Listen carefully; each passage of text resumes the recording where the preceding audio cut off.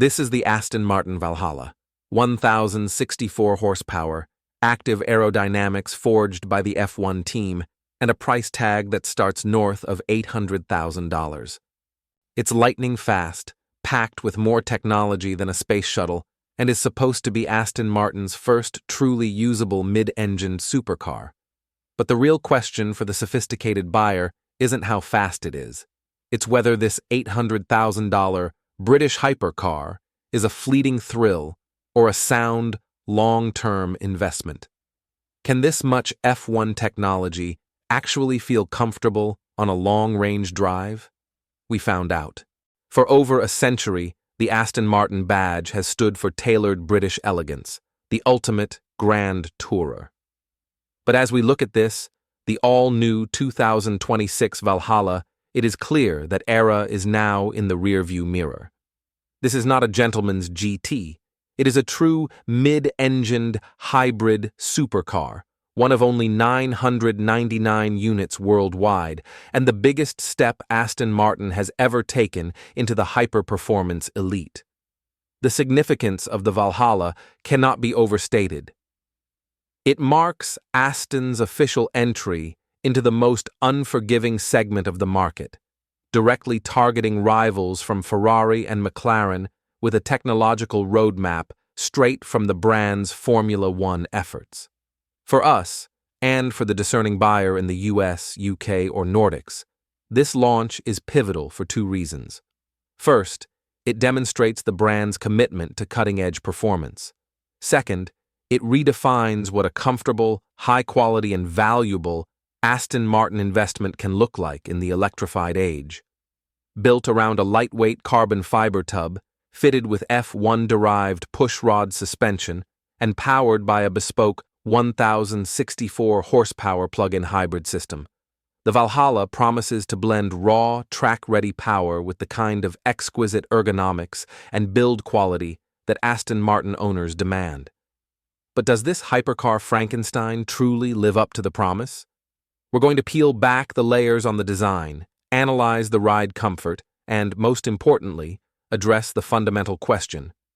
When you spend this much on a limited-run hybrid, is it an $800,000 thrill ride, or the next great collectible that will hold its value for years to come? Let's dive into the details. Now we get to the heart of the matter, the hardware. The Valhalla is built around a lightweight carbon fiber monocoque. This isn't just about stiffness for the track. It's fundamental to the long-term integrity and build quality that protects your investment. This rigid carbon tub keeps the overall dry weight under 3,700 pounds. Remarkable, considering the massive plug-in hybrid powertrain it houses. At the center of it all is a bespoke 4.0-liter twin-turbo V8, now featuring a flat-plane crankshaft, the highest-performing V8 ever fitted to an Aston Martin. But the real game-changer is the hybrid trio. 2 electric motors on the front axle and one integrated into the new 8-speed dual-clutch transmission. This setup achieves two things vital for a high-end road car. First, it delivers a total system output of 1,064 horsepower and blasts the Valhalla from 0 to 62 miles per hour in just 2.5 seconds. Second, and more importantly for the driver cruising long distances, those electric motors deliver instantaneous torque fill, completely eliminating turbo lag. This means a smooth, effortless surge of acceleration, not a jerky, peaky delivery. When cruising silently in pure EV mode, you can even use the electric motors to handle reversing, saving weight by eliminating a traditional reverse gear in the transmission. Now, for the critical factor, comfort. Despite the F1 heritage, Aston Martin went to great lengths to ensure this car is genuinely livable. The Valhalla features an F1-inspired pushrod suspension setup at the front, but crucially, it uses adaptive spool valve dampers.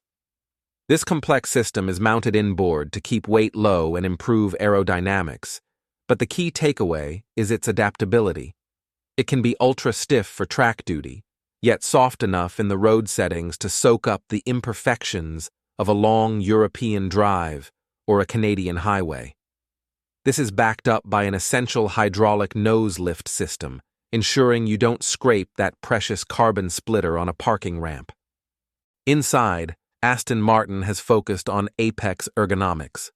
The low-slung, fixed carbon seats provide an F1-style hip-to-heel ratio, but they are extensively cushioned and paired with a fully adjustable steering column and pedals.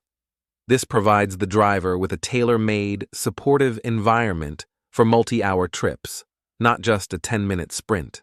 The cabin is minimalist but functional, defined by a carbon fiber cross brace and clean surfaces. Unlike some rivals, the Valhalla includes a state-of-the-art infotainment system with Apple CarPlay and Android Auto, a critical feature for long-range navigation and connectivity. It also has a suite of advanced driver assistance systems, including adaptive cruise control, which is essential for making this hypercar genuinely usable on public roads. Finally, let's touch on the sticker price. Estimates start at roughly $800,000.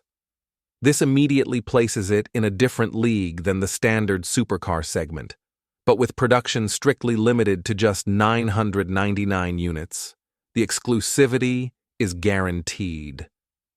But here is where things get interesting.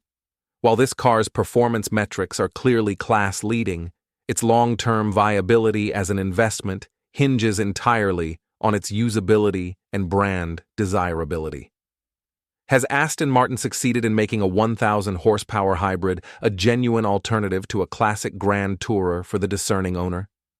We've looked at the specs, but next, we need to dive into the two biggest surprises, one positive, one negative, that will define the Valhalla's legacy and our final verdict.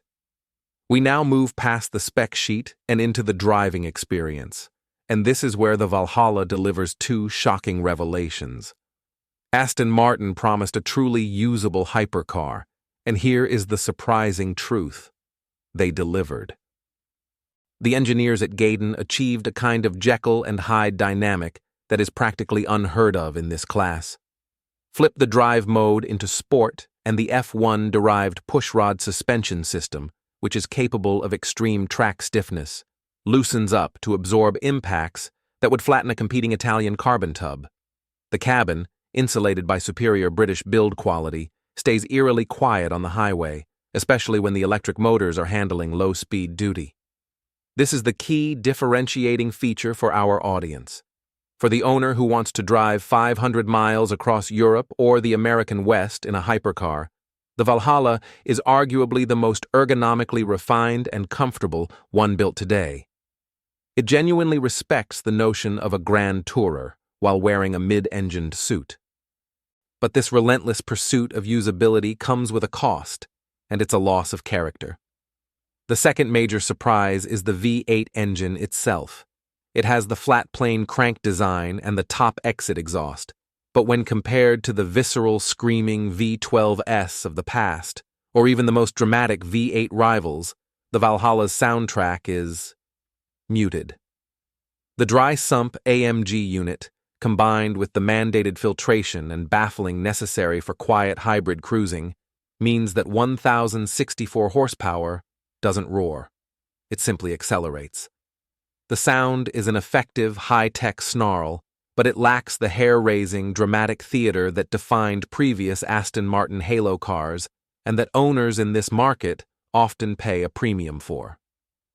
So, here is our dilemma. We have a hypercar that is a technical masterpiece of usability and structural quality, a perfect long-term ownership machine. Yet, it sacrifices the emotional, auditory punch of the golden age of supercars. This brings us to the ultimate question for the discerning luxury buyer. When you write a check for $800,000 for one of 999 units, are you buying the ultimate piece of F1-derived engineering, or are you paying for a pedigree that the car doesn't fully embrace? We've seen its power, and we've felt its comfort. Now, let's determine if the Valhalla is worth its hefty price tag and if it will truly hold its value when the roar is missing. So, is the 2026 Aston Martin Valhalla a fleeting moment of hype or the sound investment a sophisticated buyer demands? The verdict is clear. The Valhalla is not a purely emotional supercar. It is a clinical and brilliant leap forward. It represents the maturation of the hypercar segment, proving that F1 technology can truly be distilled into a usable road car.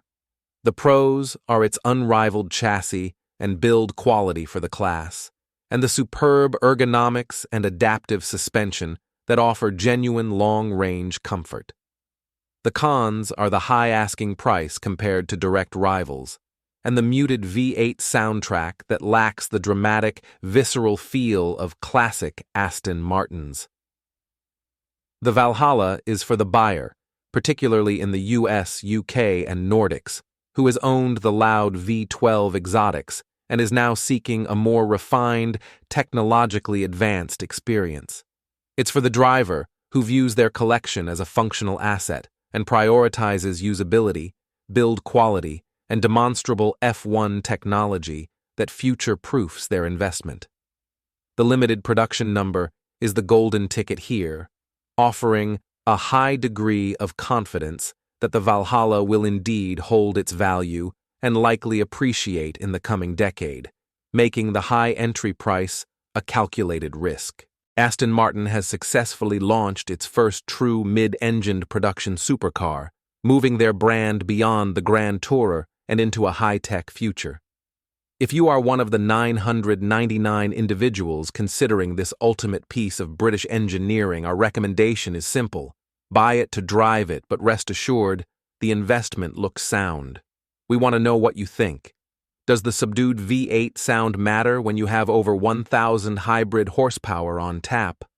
Let us know in the comments below. And if you appreciated this deep dive into Aston Martin's future, please like this video and subscribe for our next authoritative review. We've got plenty more exclusive content on the way.